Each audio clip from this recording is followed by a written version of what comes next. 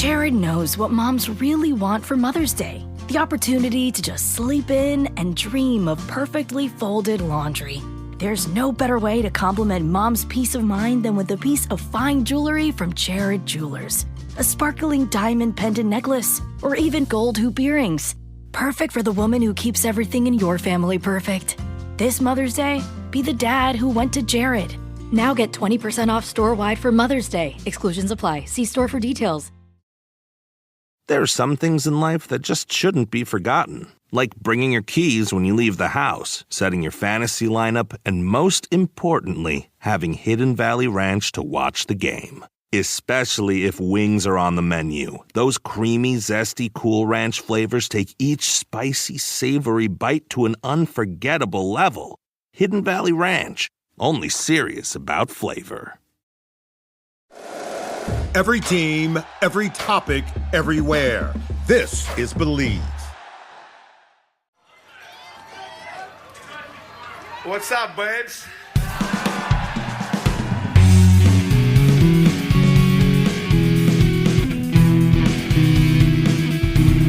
And as the puck drops, the words that DC fans have been waiting to hear since 1974, the Washington Capitals are the 2018 Stanley Cup champions. It's not a dream. It's not a desert mirage. It's Lord Stanley, and he is coming to Washington.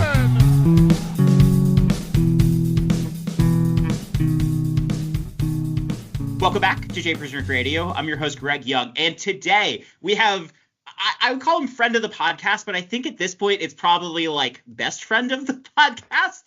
And there's only one person who, as a Carolina Hurricanes observer, who I feel confident enough to say he knows more about both teams than I do about one team. So Corey Sznajder is on. Corey, how you doing today, man? Happy to be back, this time as kind of an enemy of the podcast, I guess, now, since our teams are about to do battle in a couple of days. I know we were talking about this, though, that like I find this series to be like an intellectually interesting series, and we will dive into that. But first, I do want to do we're gonna do the first half before the break as kind of an abbreviated half, because I want to really dig into Caps-Canes on the other side, and we're gonna spend a decent amount of time. But first, the Capitals have now beaten the Montreal Canadiens in 5 games, and I would say it was interesting because Game 3 was a little bit of an aberration, but I think some things started to happen after Game 3 that have helped the Caps. So, Corey, what did you notice with kind of Game 3, and what was your thoughts on the series as a whole? Yeah, Game 3 was. I actually just watched that game, so it was very interesting just because of how well Montreal played. Yes. And they just seemed to kind of carry the play that game. Their top line exploded. That was the best game they played all series. Because before that, they had pockets of the game where they could kind of take over. Yeah.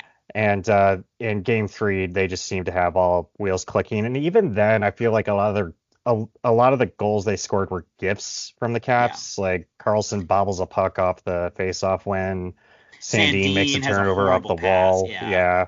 And it was just kind of like mental mistakes, and even then Washington was in the game because like Dubois and McMichael connected for a goal, top line got a rush goal. So I don't know, that was just kind of, like you said, it was an aberration just from all the nonsense that happened in between periods too. It just seemed like I don't know, it just seemed like I know St. Louis kind of changed the matchup there. He got Suzuki away from Dubois against Strome.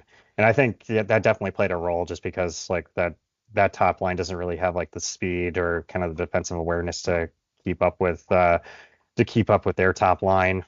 And Dubois didn't have I thought Dubois was fine that game, but his line didn't have a good game against Dvorak, and Montreal's kind of middle of the roster. And I think that was the main aberration, because like the other games in this series, I thought Dubois was very good. I thought he was excellent in Game 1 especially. And you would expect him to crush those minutes against their depth, right? Yeah, because so they're going to avoid that matchup fine. Yeah. To me, that's where things went wrong. Yeah. And that's where I was kind of, in the Thompson injury, I was like, oh boy, this is where things could kind of like, the scales get really tilted here. Yeah. But he played in Game 4 by some miracle. Yeah. By some miracle, he played in Game 4. it was a tight game, but not Pavilion. Mangiapane scored late, and after that, I think the Habs were just broken.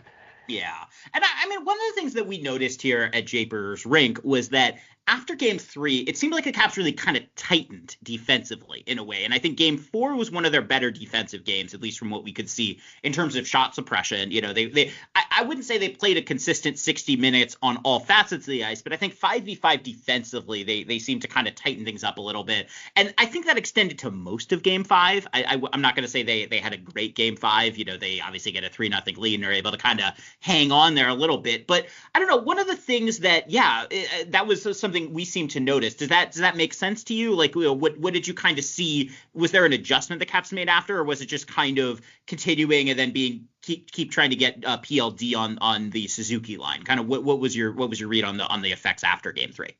So where things kind of went wrong for them, like in the first 3 games, like where Montreal kept kind of climbing themselves back into the game, was when Washington tried to sit on leads, is when I kind of noticed things creeped up, because they were. So some teams can do the whole off and glass and out thing and kind of get into like a defensive shell. Washington just seems like they don't really play that game very well when they get into it, which, like, it's natural instinct to play that way because this is how like every team plays when they get a lead. But Washington likes to play more connected. They like to kind of play the possession game, go 200 feet up the ice, kind of tilt the ice that way. But when they started to kind of like when they started to like play the flip it and out game is when they got into trouble, especially in game 1, because like they were pretty close to kind of surviving that game, and then just one bobble behind the net turned into like 10 chances for Montreal. Yeah. And then that started to happen in game 2, and then they kind of got put a few shifts together near the end of the game. And then I think that's where kind of it came to a head in game 3, because like most of the series in the first 2 games I thought were pretty open. Washington had a pretty good edge in scoring chances in both games. I had them with over 20 in both games. And Montreal they kind of just played the track meet style, but they just couldn't get to the net at all. They couldn't really get that many good chances. And then in game 3, they got the better matchup and they exposed it. And then after that, I think Washington started to tighten things up a little bit, created fewer chances, maybe didn't dominate as well possession wise as they would have liked, but they just needed to get through 2 games, and that was it. Yeah. And then obviously you only need to win 1 in Montreal, which they were able to do. And so one of the things that I was interested in, because you obviously shared charts before, which I always enjoy looking at. And so you look at it, and the top 3 of the Montreal top line are all like number 1, 2, and 3 in game score. And then 4 is Dylan Strome. And then, you know, I think you could kind of see the Caps then start to cluster in that like top half, but not as in the top 3, which is interesting to me. And so I wanted to ask you a little about Dylan Strome, because in a way it was interesting because obviously he's playing with Ovechkin, which is normal, but also Anthony Beauvillier. And that was an interesting top line. And it was one that Carberry kept together even after Alexi Protas returned in game 5. So kind of how do you see Dylan Strome operating that line, and kind of how was that able to be effective? Was it just them eating minutes against non-Suzuki lines, or was there something else going on there that was interesting? Yeah, I think it was an eating minutes thing. And Beauvillier is also Beauvillier kind of has one way he plays. He likes playing with speed and he likes shooting the puck. So I think in some ways it's easier for Strome to kind of figure out what he wants to do, because he's playing with 2 pure shooters now with Beauvillier, and he's playing with some speed now. And Beauvillier is a guy who's really good when he has time and space to get open. It's just that it's hard to play that way in the playoffs, but he can in games 1 and 2. I felt like he did a good job of doing that, because like Strome does such a good job of kind of protecting the puck down low, and Ovechkin had a really good first 2 games too, with playing at 5-on-5 and creating space. It's just making those, when Beauvillier has to play like the give and go game, when he has to make those quick 1-touch plays, that's where he struggles. Like, not necessarily that he's hurting the line, he just misses on a lot of passes because he doesn't have like the hands of Protas, and he doesn't have like the precision of a guy like that too. So I think you kind of get stuck playing like a game where you get stuck playing the type of game where it's like, we're gonna get 1 good chance, but we're gonna give up maybe 2 chances, but we're gonna get 1 chance, and it's gonna be a good one. Yeah. And you just kind of have to hope that you score on it. and that's a very hit or miss game with a guy like Beauvillier Yeah. because just because of like the defense, just because it's very much like it's a high risk type of game, and it's a very high risk type of game, and like you never really know like if it's gonna work out or not. I had there's a better way I could have phrased that, but basically it's like you're going to give up some defensively, but you're hoping you're going to give up 2 B chances and get 1 grade A. Yeah. That's kind of, in a way, the Caps ride. That's a little bit of their, the Caps generate a lot of the grade A's in a way, Yeah, and with Beauvillier, his speed helps that a lot because Yes. he likes flying the zone. He likes getting those breakaway chances, and I think it would seem like Strome and the other Caps defensemen were willing to kind of do not alley-oop passes, but kind of a little bit that. He scored a notable goal. I can't remember the exact game, but where he just kind of bum rushed up the middle almost, and he could do that, and that's it's a little different from the other two. Well, yeah. Did he score the overtime winner in game 1? No, Alex Ovechkin did that. But Beauvillier had the chance. He had the first chance too. Yeah, exactly. Yeah, he had the first chance on that line. But I know ESPN was talking about. They said Ovechkin really likes playing with Beauvillier too, so I think that's why they kept them together. Sure. And I think the breakaway ability, the speed helps. But I think that's also kind of where. But I know they put him with Carlson, they put him with Sandin and Roy a lot too. Yeah. Because like they like making those really high like alley-oop passes a lot, and that's kind of the game you get into with Sandin as well. Because Sandin, like, I thought Sandin had a horrible game 3, but he still contributed to like 3 or 4 scoring chances. Yeah. So I'm like, this is kind of the game you're gonna get stuck in with. This is kind of the game you kind of have to play if you're gonna like go with that matchup, and you kind of just hope you get more good than bad. Yeah, and so one of the things that I was a little curious of was so the Caps rejiggered their defensive pairs after losing Martin Feravari, and because I wanted to go into Sandin a little bit because we had kind of theorized that the Caps' current D pairs weren't going to stay the same throughout the whole series, but they did. And so, it seems likely that they're going to at least roll these D pairs into Carolina. So, it's been interesting because I think Carlson and Chychrun aren't necessarily 2 I would normally put together, and I think they might be vulnerable against Carolina. But, kind of what's your read on putting those 2 and then Sandin and Roy? Because obviously then, Alexeyev, TVR are going to get a little more sheltered. So kind of what's your read on the top 4 for the Caps right now after losing Feravari? Yeah, so I think Chychrun and Carlson it's very high risk, high reward because you're hoping they're not going to spend a lot of time in their own zone. You're hoping they're not going to spend a lot of time retrieving pucks. Yeah. So I think you put them, who they're going to get put behind is kind of the biggest thing for them because those 2 are going to be elite if they have a lot of time and space to break the puck out, and if they have a lot of time and space, if they can play like the reload quick up type of game. Yeah. So I think that's where they can really burn Carolina too, especially like with how the season series went. Washington really excelled when they had like a stretch of the game that they could dominate. Yeah. Like they might have lost like the possession battle 90% of it, but in the 10% they get like 15 scoring chances. Yeah. And I think that's where Chychrun and Carlson can really help them. And with Roy and Sandin, those are your 2 main puck retrievers. So you're kind of hoping that they absorb some damage and don't get killed too badly.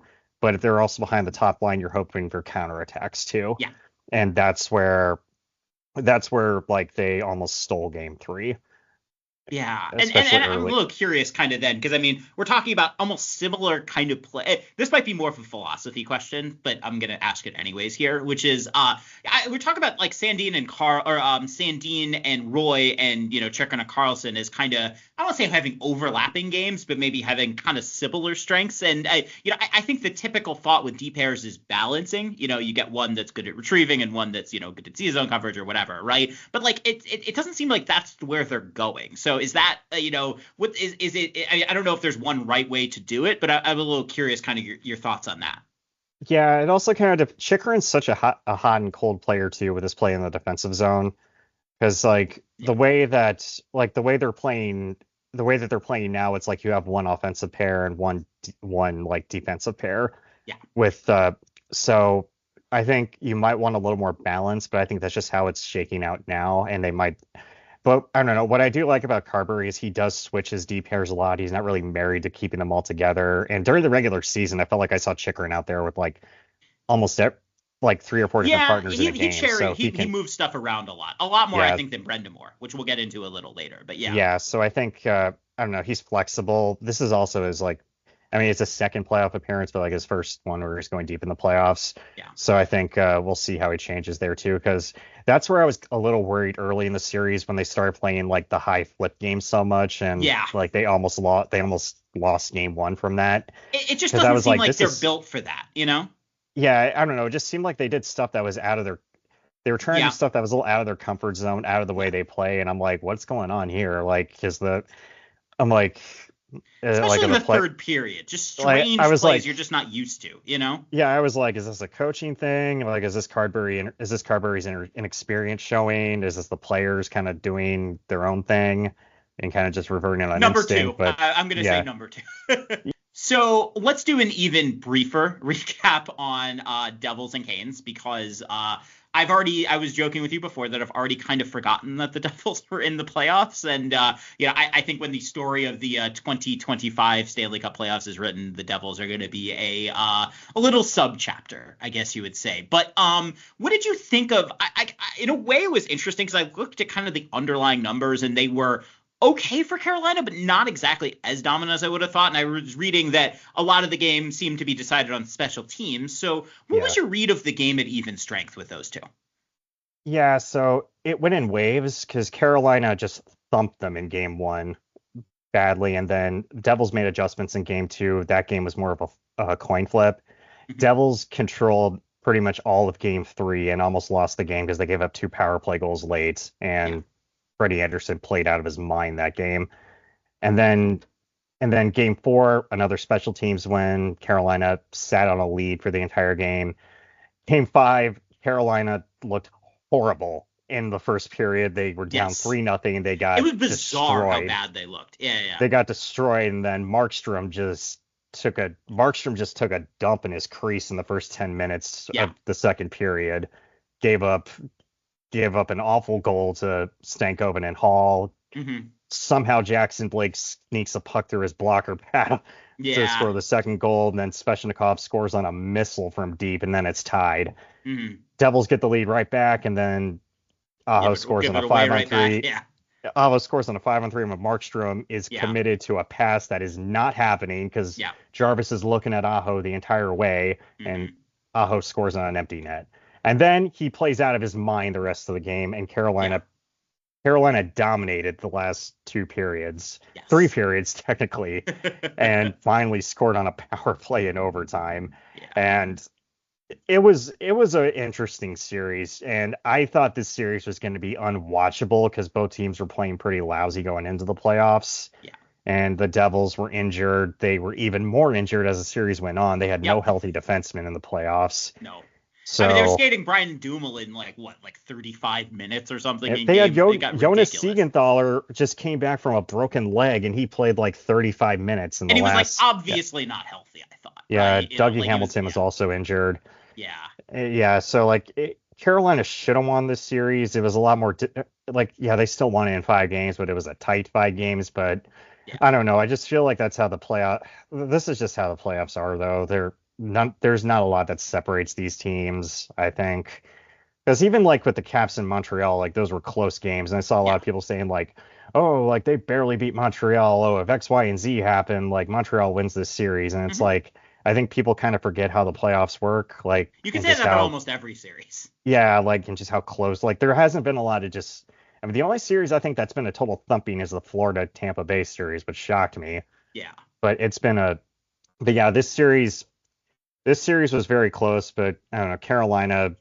Carolina was like they had the better play when they needed to, and it was enough to win.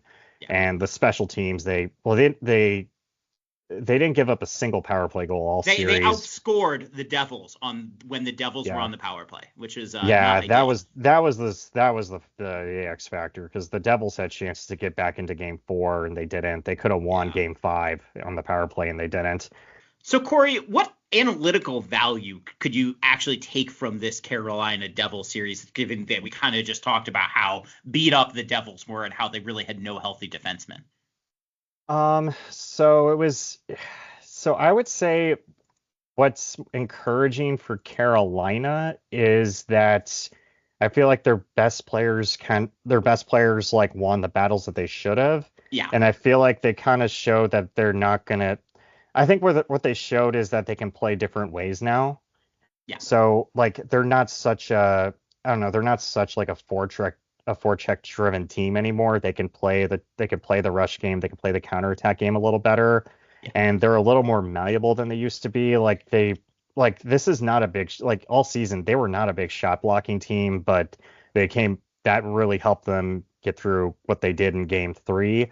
Yeah. They showed a lot of that in game 4 too, and there was a lot of just where Carolina loses a lot of games is it's like what I mentioned with the Caps earlier. Like they can dominate 90% of the game, and like the 10% of it they get thumped and they lose. Yeah. They show they can weather the storm a little better this time, but I think it's a little easier to do that when you're playing against like a walking wounded Devils team than say against a fully healthy Washington team, or mostly healthy. But I think what's encouraging is they got to Markstrom, and they got through him when he was playing well too. Yeah. So that was like the big thing in years past, because like Sturkin was in their heads last year. Yeah. And they're creating better chances now than they were against the Rangers too. But again, this is also there is like the Devils factor in this too, because like that's a worse. But I do think that's the tricky part with even this, against right? the Islanders. Well, even against the Islanders though, like they were getting a lot of just low quality chances in those in that series and kind of squeaking through.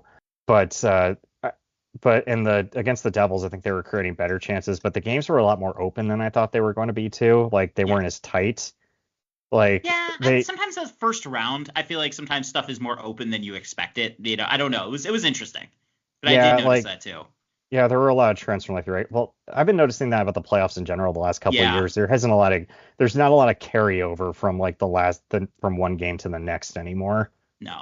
No, and I think there's especially not a ton of carryover from the regular season, because I think teams are getting smarter about resting players during the regular season / not taking it as seriously as I think they have in years past. Oh yeah, like I was dreading this entire bracket in the Metro because every single team in here was just playing some lousy hockey except for Montreal, which got in on a miracle run. Yeah, and even at the very end there, they were not. I mean, they got like pretty badly. It's a one-line. It's a one-line team. It is. And they have a goaltender that they trust now, and that was me going into the playoff series. I was like, this is going to be just completely unwatchable hockey, but it was actually it was a better series. It was pretty entertaining, I think. Like game 2 was one of the best games of the playoffs, I thought, and that was the tightest game of the series. Mm-hmm. Yeah, for sure. No. And so with that, we're going to take a quick break, an early quick break. And on the other side, we're going to really dive in to Caps and Hurricanes, because I was joking with JP that I had an agenda that JP then said he sent the gif of TLDR, and so we'll dive in on the other side. So stay tuned. Jared knows what moms really want for Mother's Day. The opportunity to just sleep in and dream of perfectly folded laundry. There's no better way to compliment mom's peace of mind than with a piece of fine jewelry from Jared Jewelers. A sparkling diamond pendant necklace, or even gold hoop earrings. Perfect for the woman who keeps everything in your family perfect. This Mother's Day, be the dad who went to Jared. Now get 20% off store-wide for Mother's Day. Exclusions apply. See store for details. There are some things in life that just shouldn't be forgotten. Like bringing your keys when you leave the house, setting your fantasy lineup, and most importantly, having Hidden Valley Ranch to watch the game. Especially if you're having pizza. Those creamy, zesty, Cool Ranch flavors take each cheesy, melty bite to an unforgettable level. Hidden Valley Ranch. Only serious about flavor.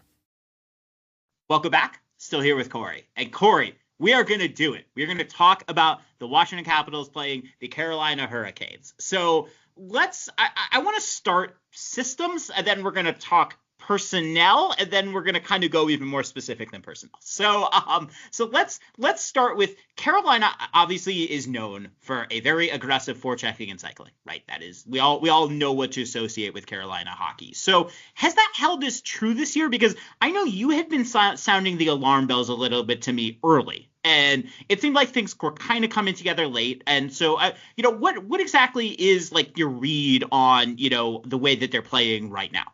Yeah, it's been tough to gauge because it's been so up and down all season. Like I would say around December, they kind of hit a low point, and then around the time where there's the whole Rantanen fiasco, that's when I thought like that was another low point of the season, because I don't know if there was like distractions going on, but they were just kind of not playing great hockey while he was there, and then they make the trade to get Stankoven and ship him out of there, and then they went on a huge tear, and then they started kind of falling apart a little bit again after they clinched the playoff spot. And like the last good game they played, I thought, was the game at home against Washington. Yeah, they were dominant that game. And after that they clinched the playoff spot, and then they just kind of turned off the gas all season, it felt like. Yeah, well, the Caps did that too. So, it seems so like I haven't been able to figure out like where this team is exactly, but I'm also looking at the rest of the league, and I'm like, okay, can they lose a playoff series to this team? Like, yes, absolutely, but they could definitely beat them too. It's kind of like every team in the East I went through, and I'm like, they can win or lose this series. Honestly, like I think the only team I think they might be like kind of screwed against is Toronto, just because that's a terrible matchup for them. Interesting. And they didn't play well against them in the regular season at all either. So interesting. Yeah. Coin flip Toronto. I saw an article. It was like coin flip Toronto. I will admit I've not watched as much of that series as I'd like, but I don't know. It's interesting. I want to put a pin in that, because I'm going to ask you about that later. But one of the things you've been flagging for me as a major concern is the blue line. I know that at certain points, Dmitry Orlov was talked about needing to get benched. I know that Brett Burns has been a very up and down experience. And so one of the things I have kind of theorized, but I want to test this by you, is so when you have a super aggressive kind of forecheck and cycling system like they have, I think it requires a decent amount of blue line support in a way, right? And so has that happened this year? Because I'm wondering if maybe that's like why things have taken a step back or been inconsistent. I don't know. But I've noticed the blue line there just doesn't quite see. And it's funny with a team with Jacob Slavin to say this, but I don't know. Like I'm just kind of curious how you've thought about the blue line this year and how they've played. Yeah. So the big issue is, like, on the whole, they look fine because they don't give up a lot of shots at all. Yeah. Like, they don't give up a lot of shots. They don't give up a lot of chances, but the chances they do give up are like grade A. Really high danger. They're odd man rushes. They're breakaways. They're rushes with support. They're 3-on-2s. It's just very tough things for a goaltender to handle. And a lot of that is the aggression that they play with. A lot of it is like they want their defensemen to step up at the blue line, and a defenseman like Brent Burns can't really do that anymore because he's 40 years old. And they kind of trust that Slavin is going to clean up the mess, or they kind of trust that their forwards are going to back check well, and they do. But like it doesn't always happen 100% of the time. And unfortunately for them, like this, it's still hockey. It's still a game decided by 1 or 2 goals. And that's kind of where things fall apart a little bit. Where they are pretty good at is cleaning up like the net front chances, though. Yeah.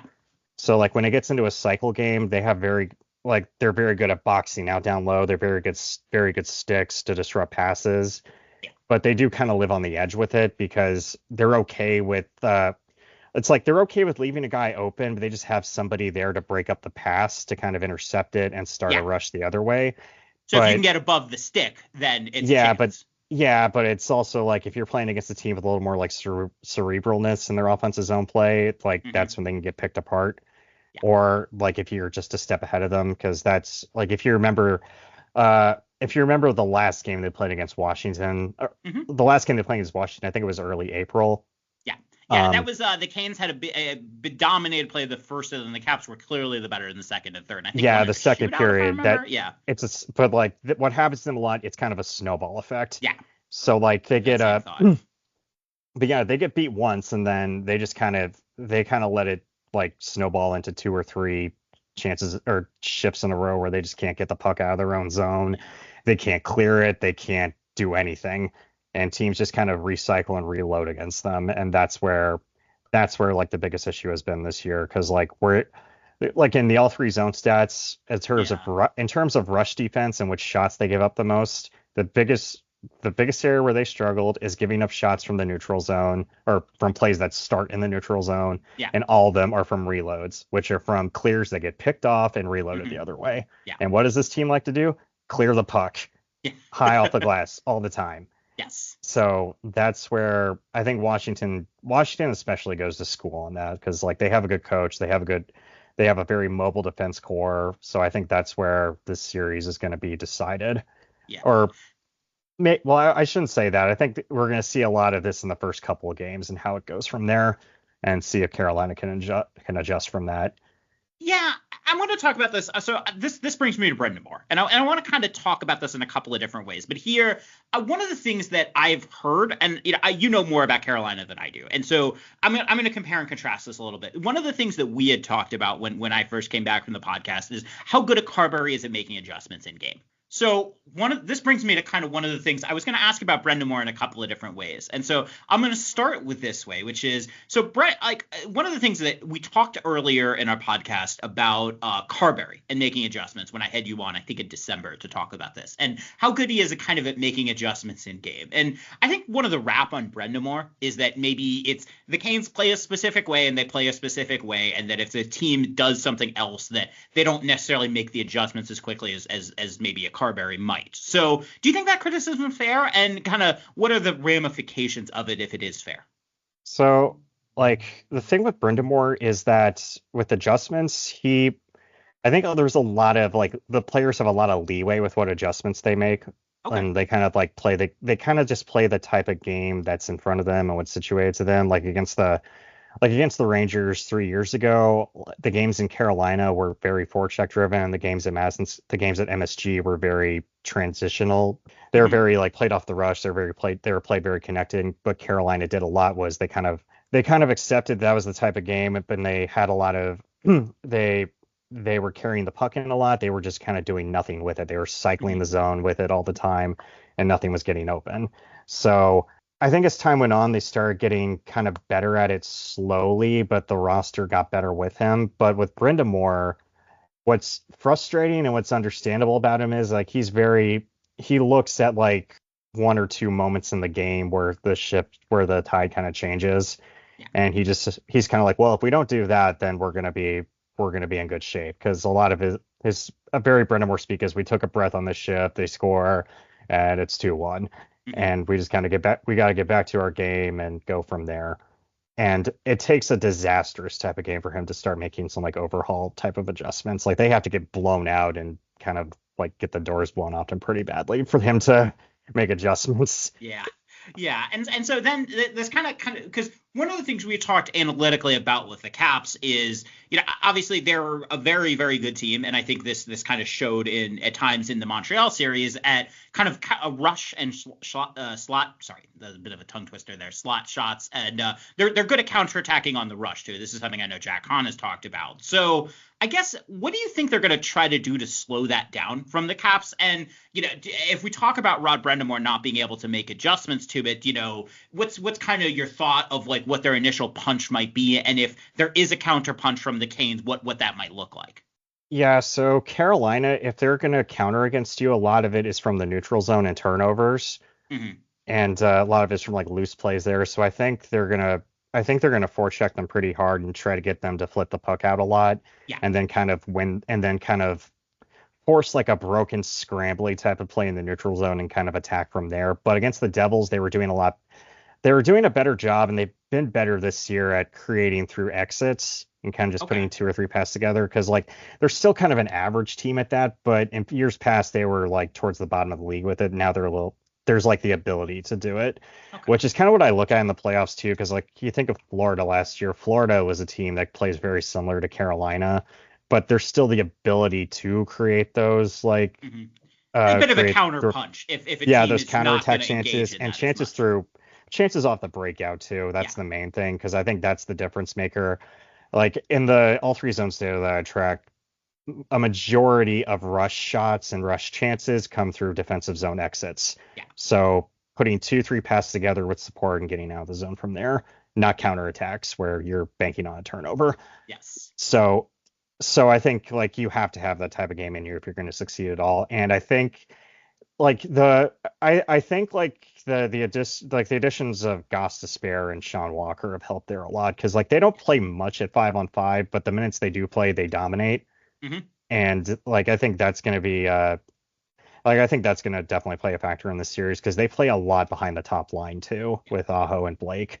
Yeah. And I think I think that matchup's gonna go a long way. Yeah, and then kind of the other Brind'Amour angle I wanted to explore before we start kind of going into specific lines a little bit here is, so one of the things that Brind'Amour does seem willing to do is he'll mix and match a lot more than Carberry will. I think JP has a chart that he pulled that kind of, illustrates this. I mean, Carberry kind of, once he has a combo he likes, he tends to stick with it. Whereas I know Brind'Amour sometimes will mix and match a little bit more, maybe both in game and also kind of, directionally here a little bit. So, kind of what's your read on that? I mean, obviously the Canes D pairs seem somewhat set right now. Do you think that's liable to change? Do you think there might be some forward kind of moves you're looking at? Kind of what's your read on Brind'Amour and how comfortable he is with the lineup right now? Well, the defense pairs never change. I don't think they've changed more once forwards all that season. change. Yeah. Yeah. I guess we'll get into Nikishin a little later because that's kind of the X factor lurking in the woods there. Yeah. But the forward lines, he always changes them when I don't expect him to change. Okay. And he always kind of goes really crazy with them. But this time there was kind of some method to it there because his big one in the first round was putting Svechnikov on the top line in Seth Jarvis's spot. Yeah. Because he really likes Svechnikov's game and he wanted there to be a little more. I guess he wanted there to be a little more balance on the lines because he put Jarvis in Carrier's spot. And like, I'm not a huge fan of having Jarvis with Jordan Staal just because like that line is kind of where offense goes to die sometimes. But when Jarvis is there, that's not always the case. It gives that line a little more spark. It gives them some two-way counterattack ability. And the most frustrating thing about that Jordan Staal line is they're one of the best at going coast to coast, like from the defensive zone to the offensive zone. It's just that there's no counterattack threat whatsoever. But with Jarvis there is some counterattack. Gives a little bit threat. of an edge to it. Yeah. Yeah. It's just that the second line is a bit of a hodgepodge right now, kind of because at the beginning of the series it was Svechnikov with Hall and Kotkaniemi. Yeah. And the last game it was a mix of Will Carrier and I forgot who else was there because they changed it so much during that game alone. So I can tell you Daily Faceoff right now is saying Carolina's second line is Kotkaniemi, Stankoven, and Hall. Stankoven, right? Yeah.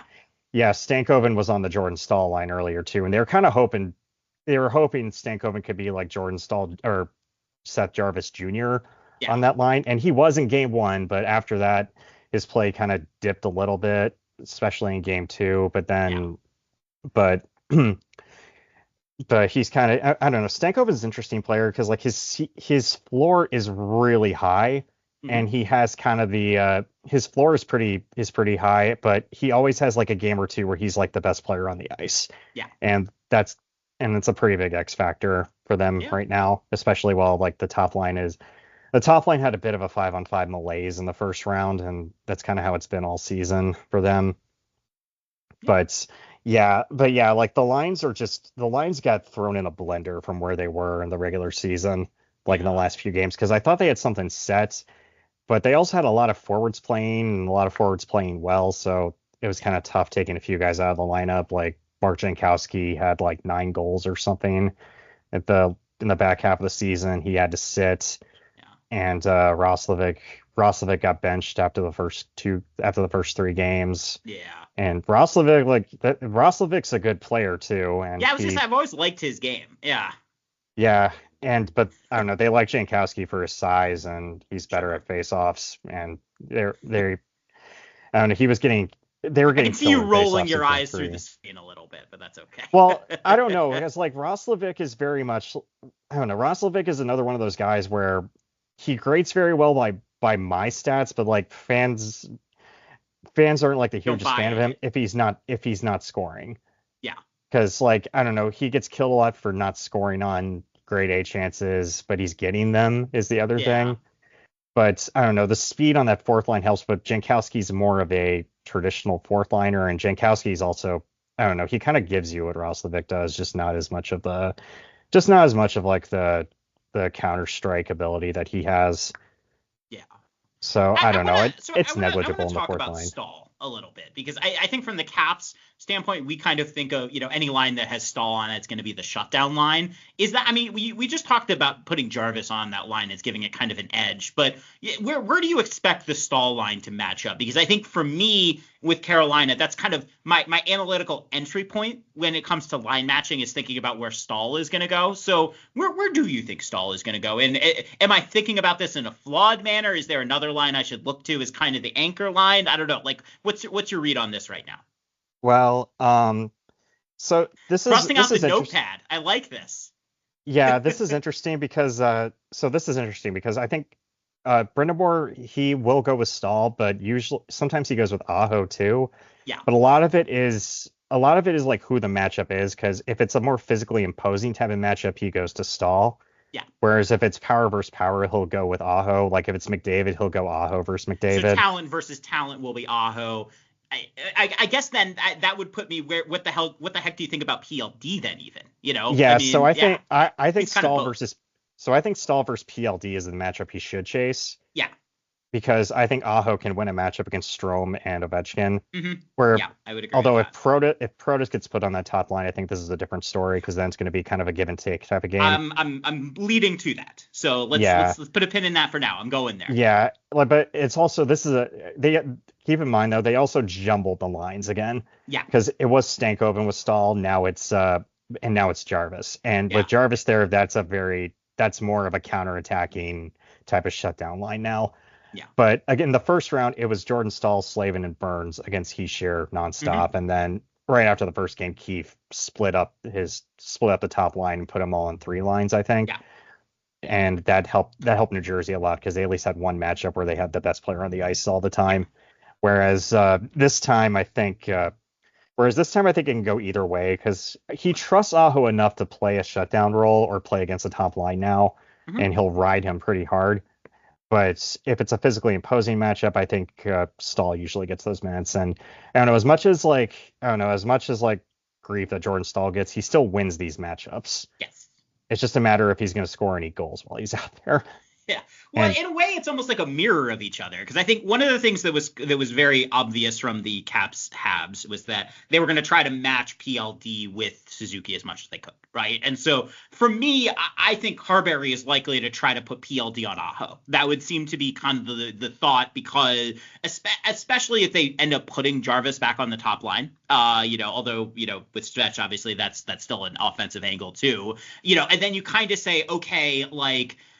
The question is then Stahl probably would go to Strome, which is maybe not where you want, but that's where I think Protas comes in here in a really interesting way for me, because obviously Alexei Protas last game was his first game back. He played on the fourth line. I don't know a single fan that expects Protas to stay on the fourth line, because that's just not a good fit of his skill. And if you want to see why, look at the third period when he had multiple excellent passes to Duhaime, who couldn't do anything with them, right? So that's gonna stay. That was a one game thing. It worked enough. Also, actually, Protas had an 80% expected goal, so he was very good. But I think that's the thing that I'm interested in here a little too, is that if they put Protas back on the top line and have a line of Ovechkin, Protas, and Strome, is that a line that you think Carberry could feel comfortable with against Stahl, or do you still think Brind'Amour would take that matchup?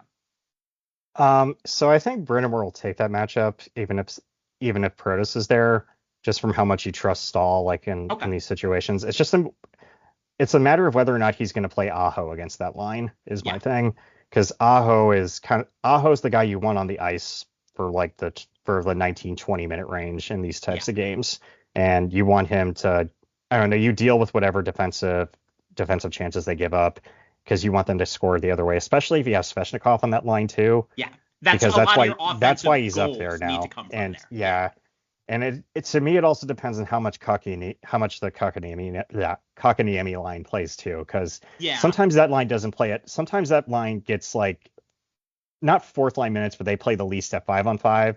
But there's other games where like Jordan, where Brendan Moore loves his game and he's playing just right behind Aho in minutes. So that can go either way, and that could definitely go either way. And Kotkaniemi's the guy they've been trying to groom to be like Jordan Stahl's replacement. Yeah. And he had a few really good games. I thought he actually had a really good series against the Devils. Yeah. And in the playoffs, like a couple years ago, it looked like he was going to be a guy who could be an impact player for them. And then last year he was on the fourth line in the playoffs. Yeah. So like this is going to be a huge series for him to kind of like prove himself. And he's in a really good spot with these line mates too, because he's got Taylor Hall and he's got Logan Stankoven now. Yes. And even if he has Will Carrier on that line, like Carrier is a pretty good player too, and a guy that can really help him like in the trenches physically too. Yeah, and then I guess like I'm a little curious how they think about the fourth line then, because I mean we talked about the second line getting fourth line minutes, which I've also noticed in spurts, and then the fourth line, it's interesting because I almost sometimes think Carolina, maybe not when Jankowski is in, but, aside when he's not, they don't necessarily have a traditional fourth line as we would think of it, because they have just a lot of these, very good kind of driving-y forwards. And so as currently constructed right now, how do you see them using the fourth line, and kind of where do you think that's likely to kind of fall for the Canes, especially if they end up not using Kotkaniemi all that much?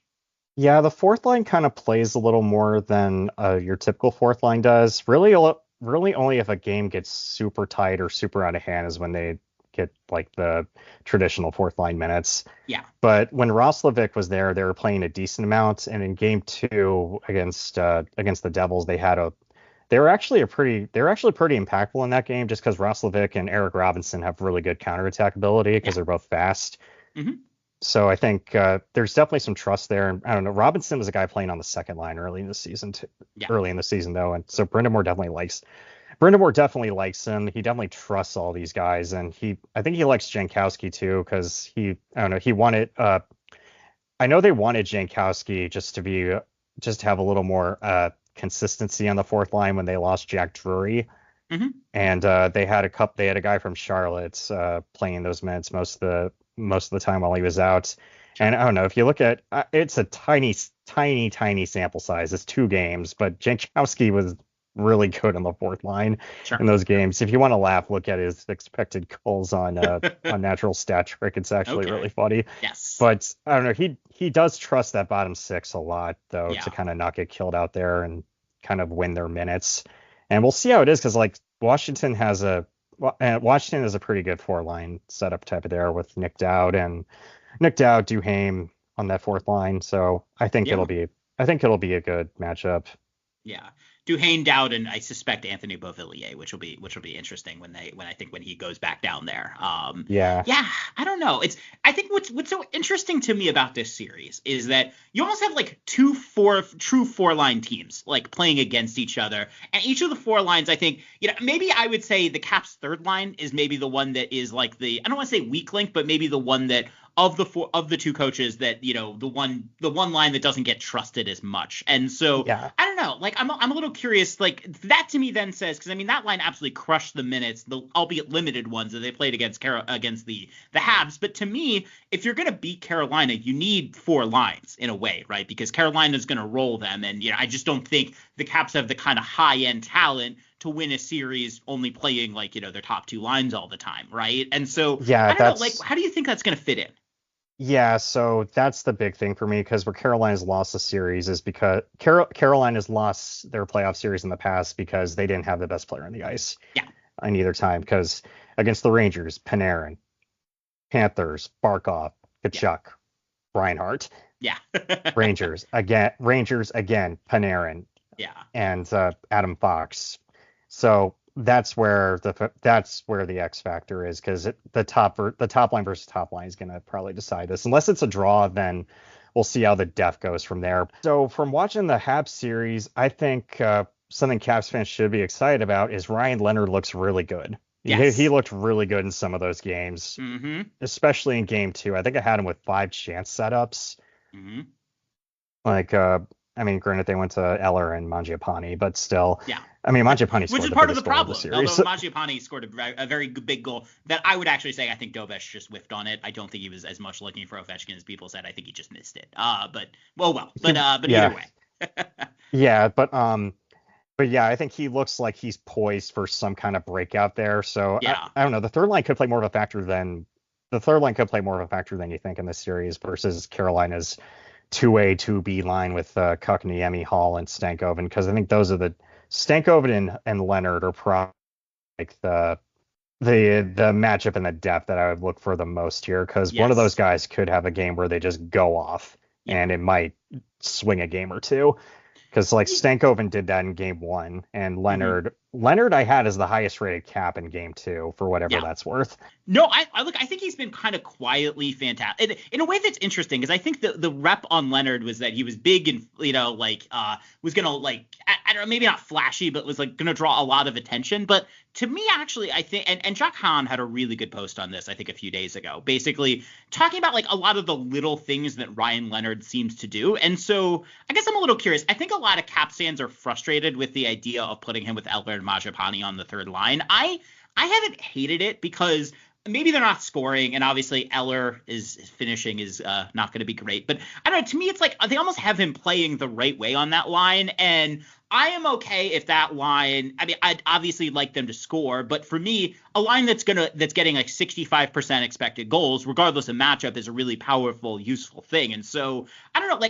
I could see that line being important, just because the Caps are going to need balance, and that's been, I think, their defining attribute all season. And, I think that extends to that line. And I think if that line can get some favorable matchups, which one of the tricky parts about Carolina is that, I think we talk about weaknesses and not. I don't know if there's a true, black hole line necessarily that Carolina has, which I think is one of their strengths. But, that means that it's imperative on the Caps to also not have a black hole line and have 4 that they play. So I don't know. It's been interesting to kind of, and I'm curious what you think of the fit of the 3 of them so far.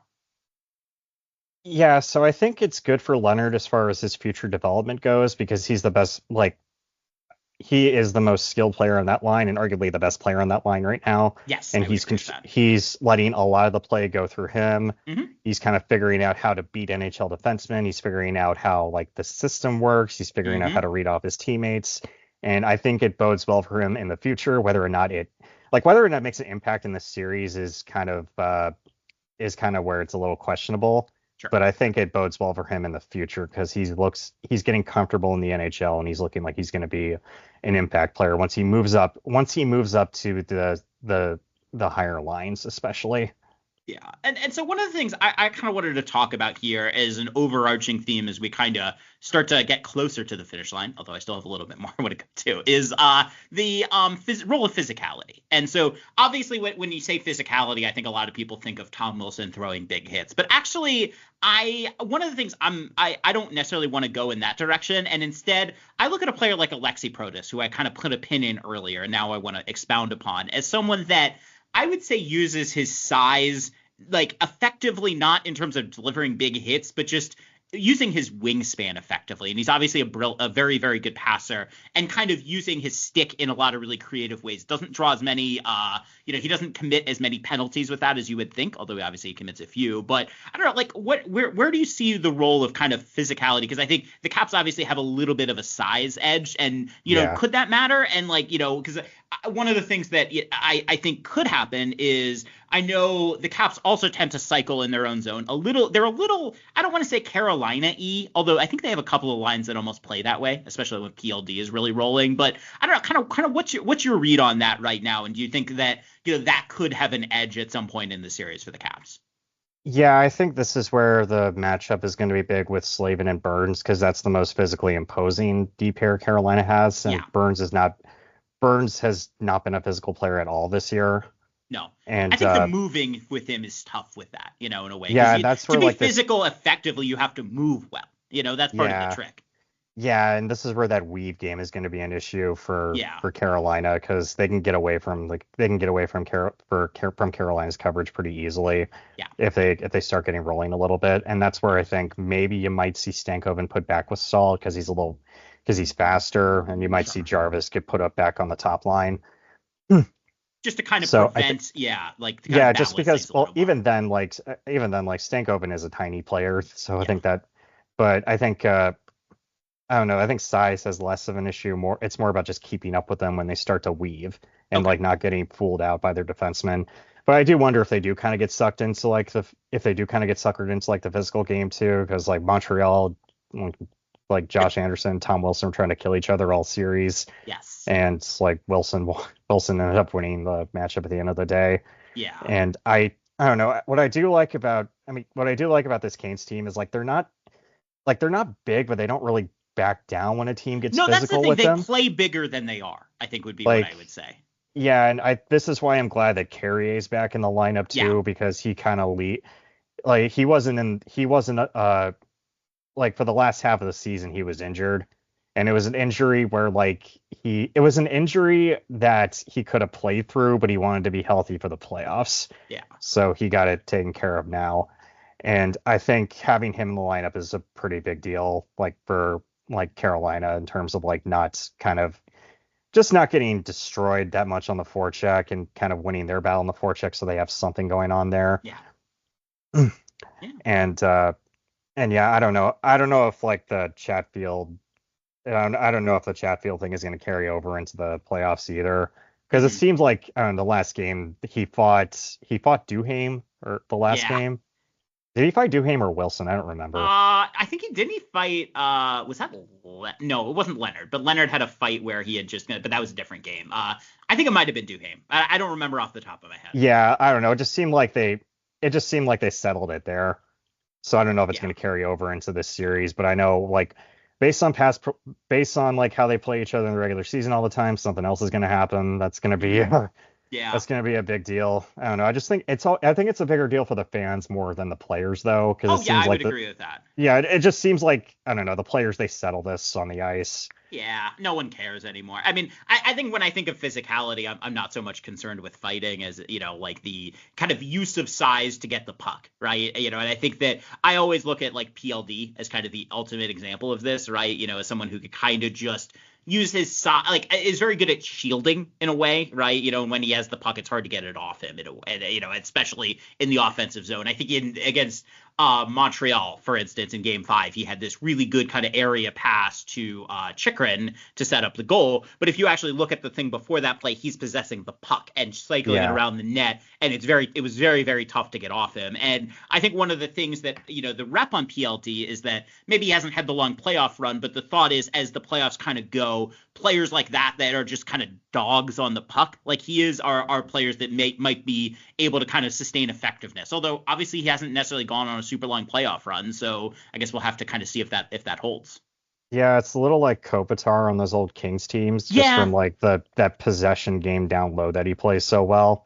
Yeah. That I think it's gonna I think it'll have an effect in the series, just because I think that's the one guy that the Canes are going to have trouble matching up against, just because it's kind of a different animal than what they've faced in the playoffs before. Because in previous playoffs, they're getting burned on rush and by high end skill all the time. Yeah. Whereas like this might be similar to the Florida series where they had to deal with Barkov in that matchup. So I think that'll be I think that's a little bit of a different look than what they're used to. Yeah, I'll be curious about that. And so there's two topics before we wrap up this mammoth podcast, which I've been thrilled about, which is I want to talk about Carolina's blue line. I know we kind of hit on this a little earlier, but where are you at on kind of how the different pairs are getting used right now? Because obviously, you would think Slavin and Burns are going to get a lot of the lion's share of the minutes here, but kind of where are you at on how they're being utilized right now? And kind of, I know obviously line matching is more of a forward thing, but defensemen can see different matchups and they obviously play with different lines and stuff like that. So kind of what's your read on how Rod Brind'Amour is kind of using the different pairs right now? Yeah, so I think he's just kind of trusting his top guys to get the job done right now, with Slavin and Burns playing the top minutes, and Orlov and Chatfield are the high minute 5-on-5 pair. Mm-hmm. And then Walker and Ghost are the specialty pair. Yeah. And Walker plays the least amount of 5-on-5 minutes. And Walker and Ghost have the best numbers out of all those pairs by a long shot. It's just that they're sheltered.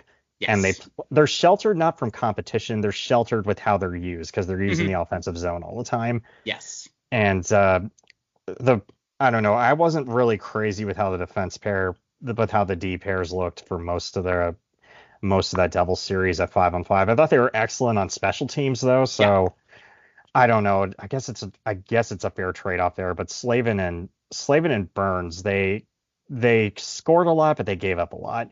Yes. Orlov and Chatfield looked horrible for like stretches of that series, and they looked excellent for other stretches. So welcome to the Dmitry Orlov experience. Well, baby.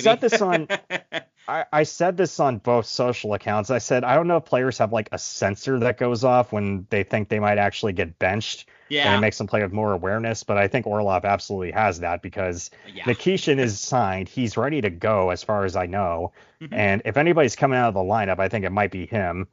And he had an awful start to game 5. He looked terrible in game 5 for the first 20 minutes. And then after that, he might have been one of the best players on the ice from then on. He was rushing the puck everywhere. He was blocking shots. He was just... So I don't know. But that second D pair, it was a problem in the Devils series. They had the worst expected goals differential of all the defense pairs, of all players on the team, actually. Yeah. They gave up the most goals too. Carolina only scored 3 goals of them on the ice. They gave up 5.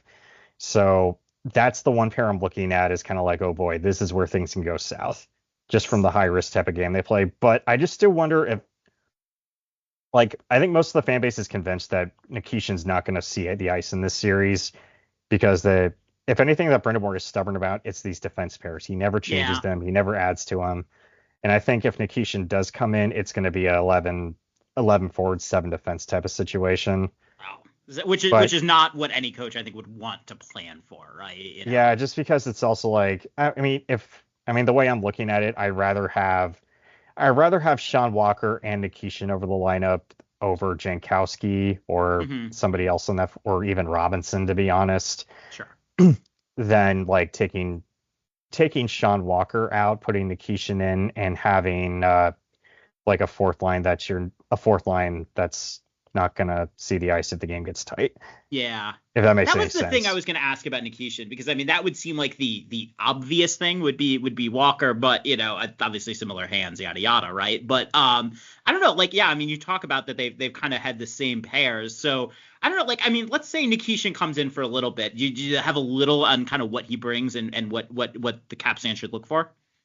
Yeah, so he looks like he's the complete package. He's built like a linebacker. He's got good explosiveness. He's very physical, very good shot from distance too. It's just a matter of like, he's never played in the NHL before. Yeah. He's been in the pro league. Also, he's a defenseman too. That's hard, right? It's hard to shelter defensemen the same way. He doesn't. Yeah, well, like he doesn't speak any English, so like communication's a big thing with defensemen too. Yeah. Learning the system, learning how to play. But playing with Orlov, that would really disrupt things. But at least honestly, I think Orlov is going. I honestly think he might get re-signed for that reason, just for like communication purposes. But that's not a small thing with defensemen either. No, it's not. But it was interesting though, because he wasn't technically signed in that first round though, because they wanted the option to be open for him to play in Chicago in the AHL playoffs, but they just got eliminated. Yes. But they just got eliminated, so he's signed and good to go now. Yeah. So I think. I call it the emergency glass situation, because I think if a game gets really bad, or if Carolina just looks really out of sorts in the first 2 games, I think he's going to come in game 3, and I think he's going to play. I think if they're going to debut him, it's going to be at home too, because the fans are going to be absolutely jolted to see him out there, and I think that'll be something they kind of go to. Like Colorado. A little bit. Yeah, Colorado did that with like putting Landeskog back in. Yeah. So yeah. As we're recording, there's going to be a game 7 in that, which I am excited to see. All right, let's conclude here with a little bit of special teams, which I feel bad putting this at the very end, because I think in many ways, as we talked about, that was kind of the deciding part of the Canes Devils. I even just say I think Carolina was going to win that series anyways, but I think the reason it's 5 and not 6 or 7 is probably special teams. So we talk about the Caps power play, which is I guess it ended up in an okay place, but I don't think any Capitals fan is really satisfied with the way their power play is going right now. You even look at the goals. One was just in game 5, 2 power play goals. One was off the rush and the other was off a scramble, right? So it's not. Whereas Carolina has, I've consistently thought of as probably the best penalty kill in the NHL, just like year in and year out, right? And I think that like one of the things that the Caps struggle with is aggressive puck pressure. And that's something Carolina, I think, just four people aside for them, always do that really well. So, I mean, I don't know, like, is there hope for the Caps in this matchup? Like, this might be, I think, the most lopsided part of this game, potentially. Yeah, that's going to be the deciding factor. Like, because the puck pressure really got to the Devils. They were not composed at all when Carolina pressed against them, gave up multiple shorthanded rushes, and I don't know. It kind of just depends on how poised like those forwards are. Like I think they're prepared for it, and also depends on when they get these power plays too. Because I think they might be content just to not give up a shorty and not get burned the other way if they got like a 2-goal lead or something. Because that happened. If that happens, then boom, Carolina's right back in the game. It's the deciding factor. Exactly. And so I think so it's interesting because this has gone like pretty extreme in both directions in previous playoff series. Yeah. Because against the Rangers, like the penalty kill cost them the series. The last 2 times they played them, it's like they didn't get burned on the power play, but they were giving up goals at critical times there, beginning of games, end of periods, right after they scored a goal to tie the game. Like they always give up a power play goal, but this Caps power play doesn't have like the cheat code type of talent. They don't have the juice that the Rangers did last year on the power play. Yeah, so I do want to see if they can be a little more buckled down, because this time. But yeah, I mean, the Ovechkin shot, it's still there. It's still a threat. It's still something Carolina's given up at a historical level. So I think that threat's always going to be there. But to me, it kind of just depends on how they kind of approach, like how aggressive and just how composed they are, at the points especially. But Carolina, they also, where they get you a lot is like they kind of bull rush you off the face off and start plays from there too, especially if Martinook and Aho are out there. Yeah. But like as far as the power play goes, like it's interesting because Carolina, in the power play or in the previous playoffs, like their power play has been historically bad. Yes. And against the Devils, it wasn't I don't think it was great, but it was good. Yeah. And I mean, I should probably say it's great because it basically won them the series. It won. It generated some of the really critical goals in that series. Yeah, it sent game 2 to. I mean, it sent game 3 to overtime, and it won them game 5. Yes, it did. And I don't know, like they also, I don't know, they scored in a lot of different ways there. Like they scored 2 goals off the rush on the power play in that series. They actually did really good at like being able to attack off the rush and get into the zone from there. So I think that's something they didn't do a lot of in the regular season either. So that was something I had ID'd in my notes from the Devils games, was as how easy it seemed like entry was for them. Yeah, and like usually when they enter the zone, they just cycle and get set up, but they were kind of attacking a lot more off the rush now, especially Jarvis. Yeah. So I want to see if they do more of that, but also Svechnikov had an excellent series too. Yes. That was his best series in the playoffs in a long time. Mm-hmm. And he was really good as kind of a utility option on that power play, not just a pure shooter. Yes. Like he was behind the net a lot. He was setting up cross seamers a lot. He was just being a very good utility option. And we haven't really had that before.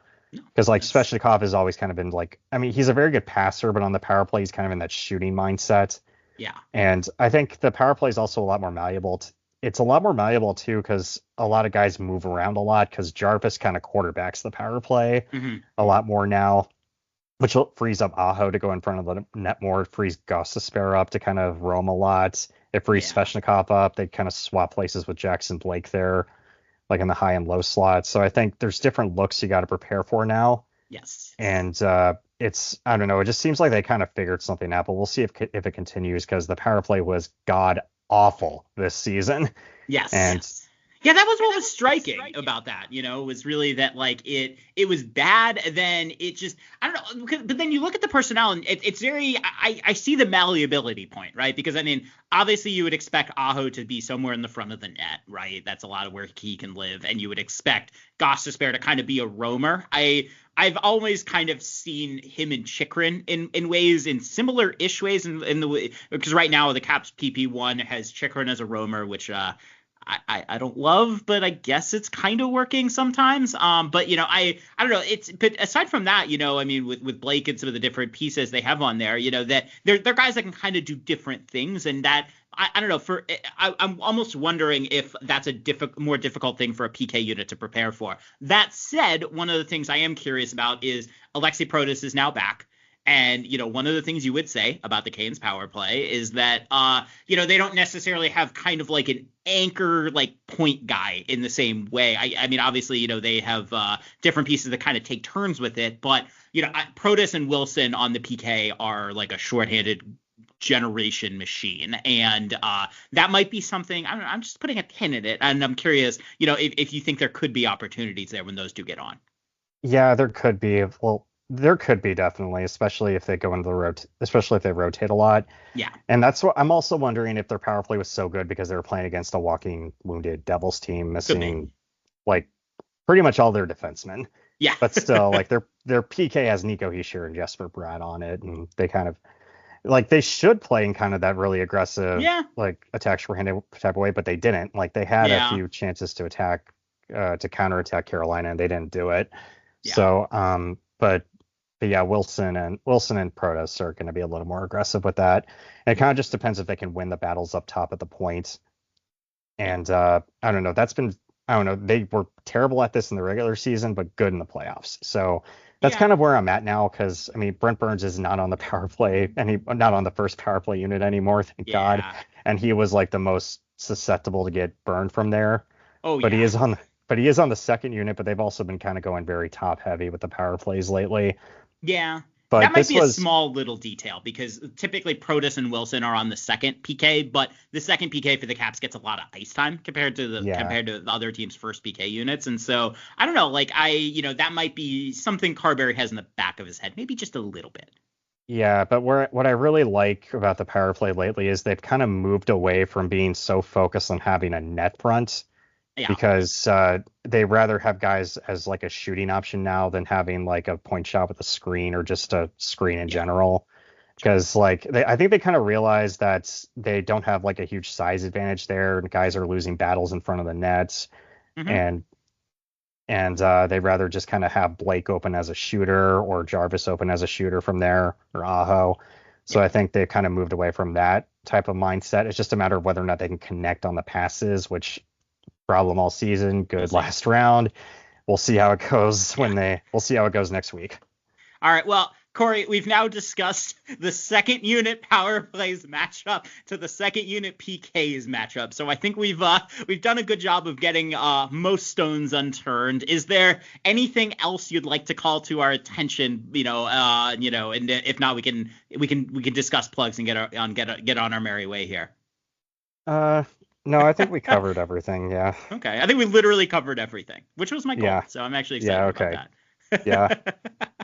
Yeah, I know this is the type of podcast for that.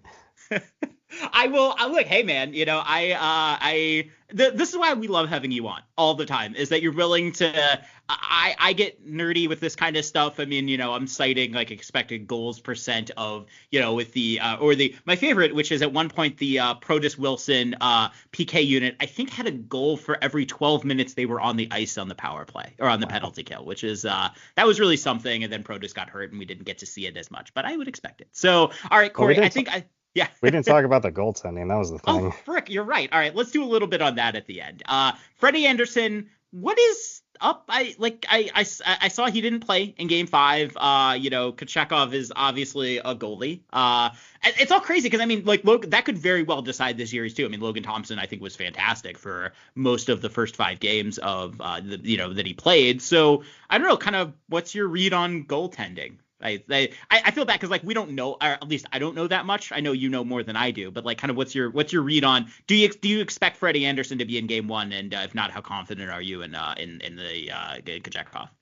Well, yeah, Freddie. It sounds like he's day to day, and he got barreled into. But isn't by that like Timo a running Meier. joke with Brendamore though? He says your leg could be falling off, and he'd say you're day to day. Yeah, but it sounds like he is practicing though. Like for actually whatever- day to day. Okay, Yeah, fair for whatever enough. that's worth. But yeah, Freddie, I don't know. He's a guy I was very hard on this year because I thought he let them down in the playoffs last season. He's a guy that if he's healthy, he wants to play every game. Yeah. And he got tired and burned out in the playoffs last year and just stunk in that Rangers series. Mm-hmm. And I straight up just want him off the team to start this year, just ride Kochetkov. But he was excellent in that Devils series. He really was. I thought he was very good. Kochetkov has been a mess the past month or so. Yeah. And although he kind of buckled down a little bit, and I don't know, with Kochetkov, he's been buckling down when he needs to. It's just that he lets in 1, 2, or 3 before he starts kind of settling in. Yeah. And he's a guy that he can be dominant or he could be a mess. And that's the problem. And Anderson is coming back from an injury where he got barreled into. Yeah. Right before he was playing excellent. So I don't know. This whole thing could swing either way, in my opinion. Yeah. Yeah. I mean, your read on Thompson, he was really good, right? I mean, He was good, and I was shocked he played in game 4, but still, he was good when he played. Yes. Except in game 3, but I mean, that was just a mess from the whole team. So yeah.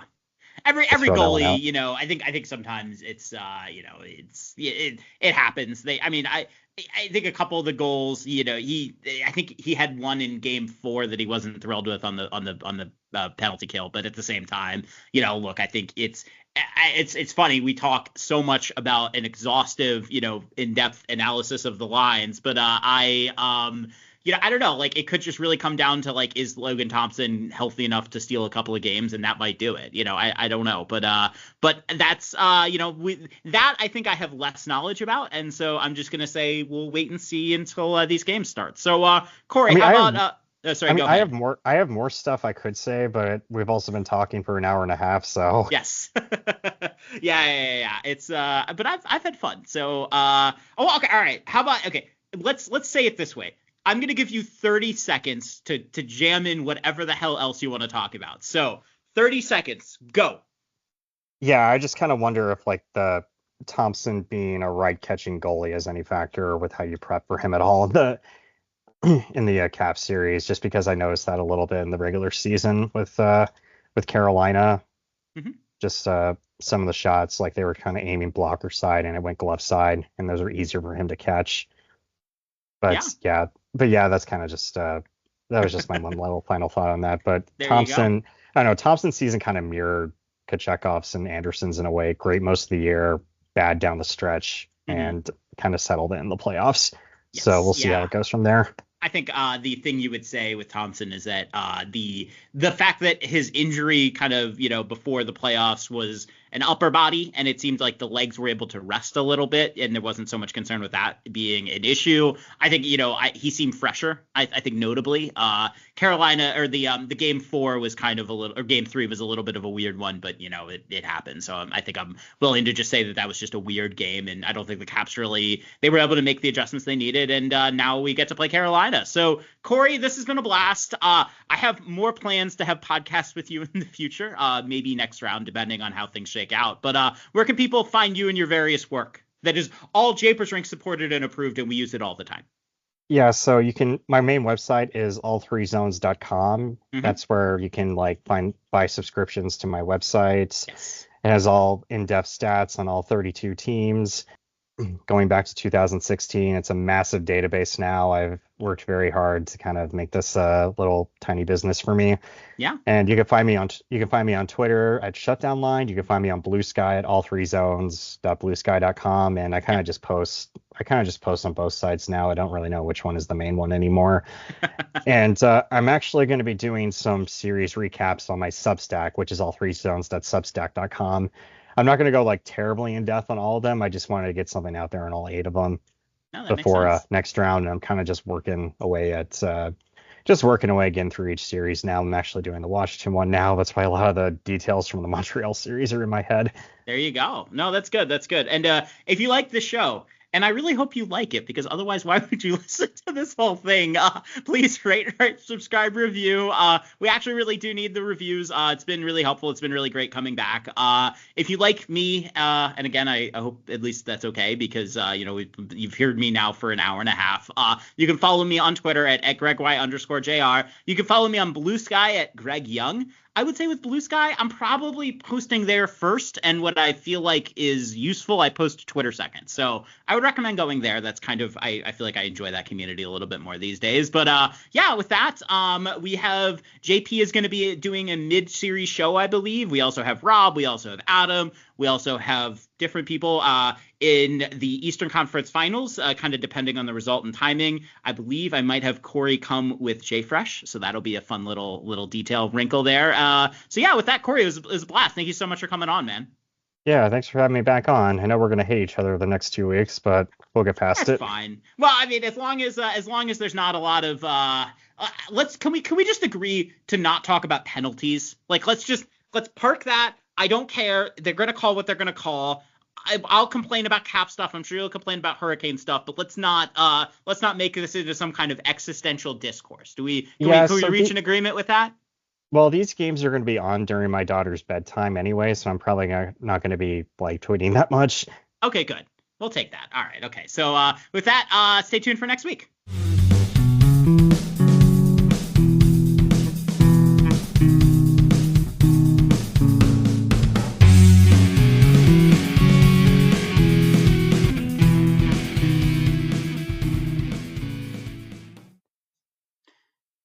So a disclaimer at the end of the show. I just want to clarify that I am not going to be taking money or any form of payment or remuneration for doing this show.